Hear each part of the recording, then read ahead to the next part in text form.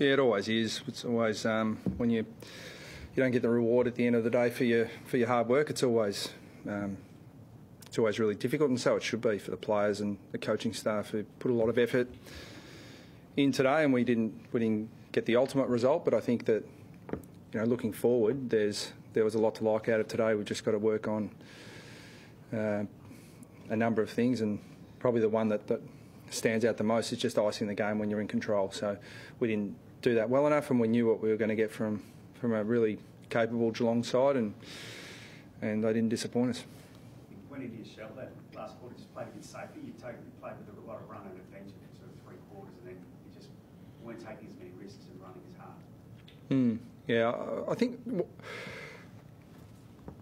we're trying to build a style that is going to potentially leave us vulnerable at times, because the ability to sustain our effort is going to be a challenge. So that wasn't a deliberate tactic. If anything, some of the coaches in our coaches box thought we were playing too quick in the last quarter. So what we need to do is that we need to understand that we've got really good athletic young players, and they've got terrific endurance. We've sort of recruited around that pretty strongly. But one thing I know is that when you're 18, it doesn't matter how athletic and how good endurance you've got. This is a brutal game, and they don't have the resilience yet to sustain the effort for long enough. So even think back to a player like Michael Ferrito, who was never a top-line runner with North Melbourne, but I tell you what, in the last quarter, he was going as hard at the end as he was at the start, because he's got great toughness, he's got great strength of character, and he's got great resilience that he built over a long period of time. And so our guys, we certainly didn't go into our shell. We just couldn't sustain the effort that we produced in the first 3 quarters. Chris was just in here talking about how different people have takes on tackle numbers. That was an area you were very strong in today. Was it an effort thing? Did you set yourself? Yeah, we certainly want to be an aggressive tackling team. We want to be an aggressive pressure team, and I think we displayed that today pretty well.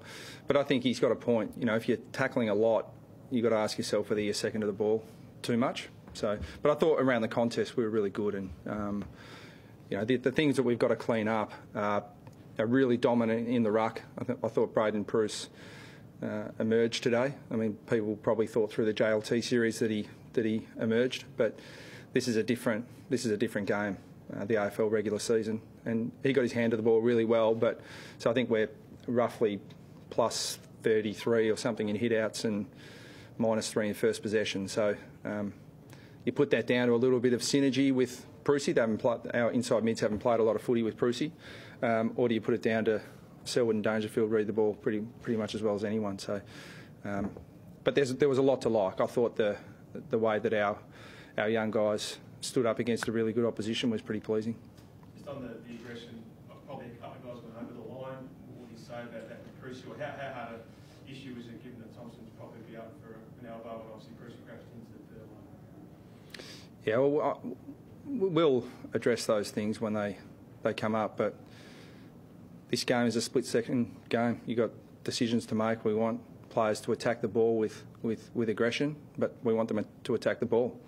And sometimes you're going to get that split-second decision wrong, but we'll deal with those cases if and when they come up. And Bruce obviously came in because of the Goldstein injury, but he's a very different player. Is there room for both in the team as well as Majak, or is that never going to happen? Well, I wouldn't say never. We're just going to pick the best team that we think lines up against the opposition each week, also with a view to what our long term looks like. So we'll keep working with those guys, make them multi-positional. I think there were some things today in the game that the third up going out of the ruck means that a dominant ruckman should help you, but when the opposition don't nominate a ruckman at all, and prior opportunity is what it is now, where if you get first possession and get tackled or told in the ball, all those things we're going to have to look at what suits us. But tactically it's going to change all the time. I can't give you a definitive answer as to what combination we're going to go with each week, but it's going to be really good to have some selection headaches if Prusy keeps playing that way.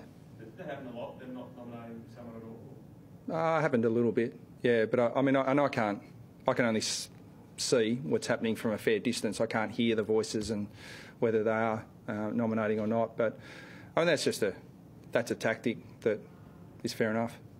What happened to Todd yesterday? Just rolled his ankle, but we expected him to play, even though it was only 2 days before the game. So if it's played tomorrow, he probably plays.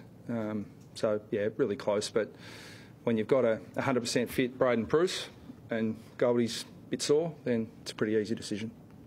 If Brown was tough, played the game, would that make the contest? It's a good way of phrasing a question. What do I think about the umpiring decision? That's for you guys to dissect. I'm not going to comment on that. Sean Higgins game today. Yeah, fantastic. Yeah, really. He's a really important player for us, both on field, but he's a really important leader off the field as well, and on the field. But he's really embraced what we want him to do in the midfield, and he's in combination with the rest, Jack Zeeble and the other leaders. He's doing a good job of showing the way. Well, his body's been pretty good since he's been at North. He obviously had that knee injury that was a result of a smother. I think it was against St Kilda around 7-ish last year. But other than that, he's been really good. Do you want to personify your comments about young blokes who are just really good for 3 quarters and then just slightly take it off? You spoke before the game about 3 plans for Dangerfield. Demont's a pretty good option there. Yeah, and we kept that going. Because it was a big role for him to play on Dangerfield, and we wanted him to play to his strengths as well. And I thought that he, as good as Dangerfield was, and he was very good, I thought Trent did a terrific job for most of the game. But it's really hard to keep those genuine superstars subdued for the whole game. And Trent will just get better and better. But he's a really exciting player for our future, and I was really pleased with the effort he put in today. Thanks, guys.